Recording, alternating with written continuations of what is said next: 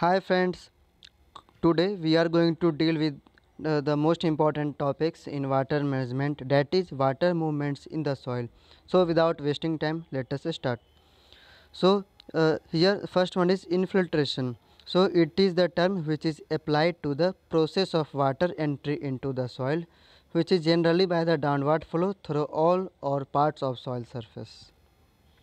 Infiltration rate or infiltrability is defined as volume of water flowing into the profile per unit of soil surface area per unit time, and these are the factors which affects or which influences infiltration rate, that is onset of rain or irrigation, initial water content, hydraulic conductivity, presence of impeding layers, and so on.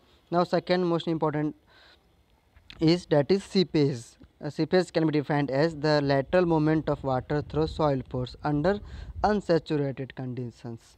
Now, what is permeability?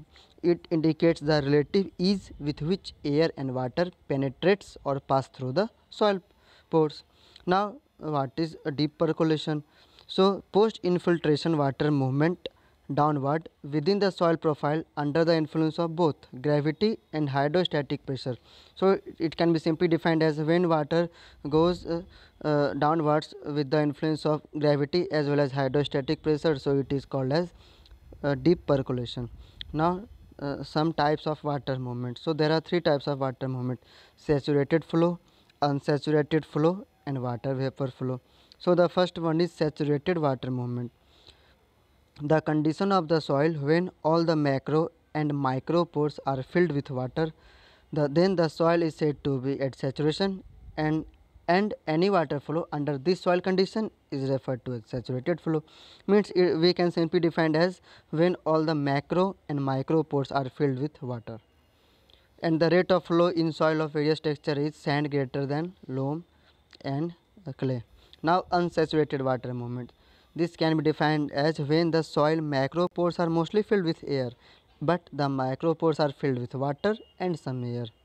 Then the water movement taking this place is called unsaturated flow. You can see the sequence here also. Greatest here is clay followed by loam and then sand. Now coming to about third one is that is water retention in the soil, addition and cohesion. So addition means attraction between water molecules and solid surface, whereas cohesion can be defined as attraction of water molecules for each other.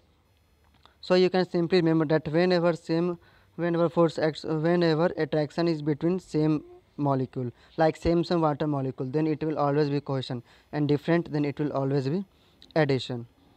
Now physical classification of water. So water may be divided into three categories: hygroscopic water, capillary water, and gravitational water. So first one is gravitational water. So when water is held between 0.0 to 0.33 bars soil moisture tension, which moves rapidly down towards the water table under the influence of gravity, is termed as gravitational water. But friends, it is of little use to plants because it is present in the soil for only a short period of time. Now capillary water.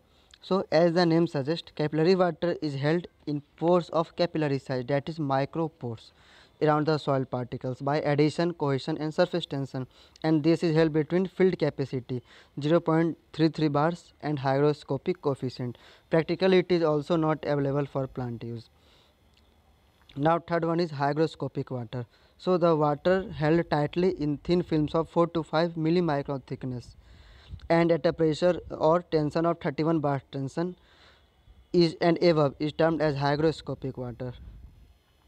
Now coming to soil water energy relation.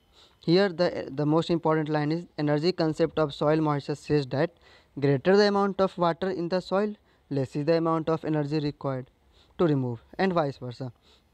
Now soil moisture tension.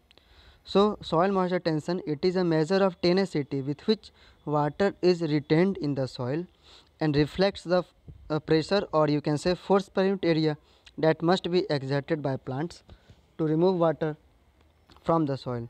So the higher the height of water column, the greater the tension or suction measured. Here one formula also, as this is analogous to pH, as pH is minus log of H plus. Here in place of HF is there PF, and log 10 log H base 10.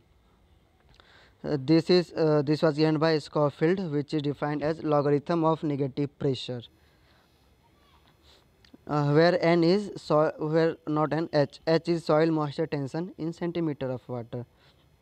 And there are some limitations also, that soil moisture tension will measure only the force operated by soil matrix, not any other factors. So friends, up to this we will read in this video, and next video I will bring soon as fast as possible. Up to till then, take care, bye bye, see you, tata.